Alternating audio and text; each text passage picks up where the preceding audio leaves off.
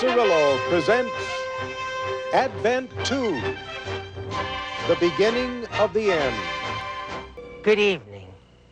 We are living at a time when science fiction has captured the imagination of millions.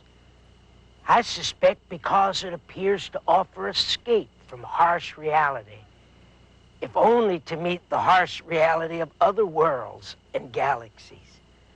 The interesting thing about the science fiction fad is that it is taking place on the very eve of a series of earth-shaking events, unprecedented in the history of mankind. This is a fact, not fiction. Bill, I'm really worried. I can't find Mother. She's not in her room, and she's not in any other room in the house. The back door's locked, and we would have heard her if she'd gone out the front door. And anyway, she never goes out at night alone. Oh, I know her arthritis has been getting worse, but I know. Honey, I'm almost finished here. I'll be home in an hour. Goodbye.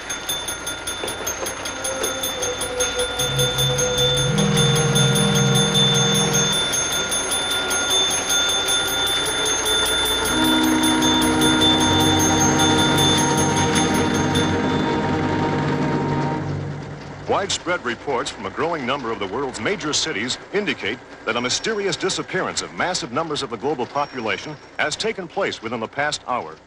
The as yet unexplained cataclysmic event is said to have occurred at approximately 11 p.m. Eastern Standard Time tonight, with no apparent pattern as to the nationality, profession, or economic status of the persons who have vanished. Eyewitnesses to the mystifying phenomenon agree that the disappearances took place simultaneously and in an instant of time. One explanation comes from a source within the academic community, which relates the disappearances to certain literalist interpretations of biblical prophecy about the so-called last days or end times. Evening, officer. I'm Harmon, managing editor of the Standard.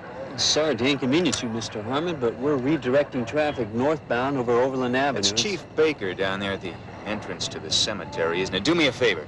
Tell him Harmon of the Standard wants in on the action. I'll see what I can do. Thank you.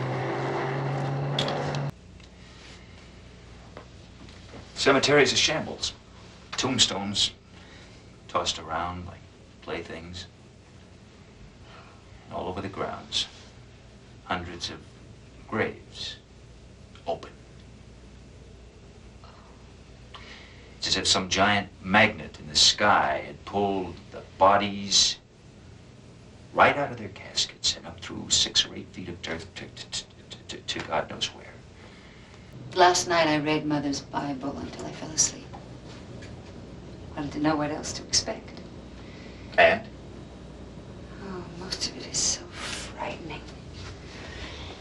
There's a lot written about an evil man called the Antichrist, who calls himself God and demands the worship and obedience of all the nations.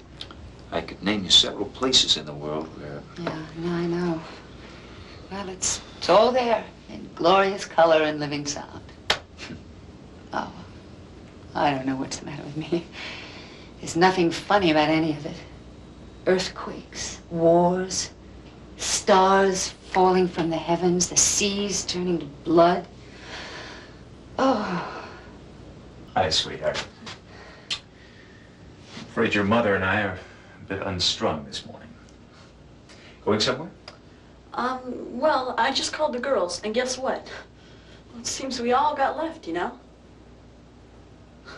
Well, anyway, we're going down to the inn to have brunch together. A little pre-birthday celebration. Or had you two forgotten?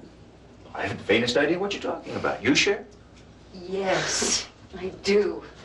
17th birthday celebration is nothing to be kicked around. Christmas Eve is going to be all yours. And even your father's going to come home early for once. You heard the lady. That's an order. Yes, sir.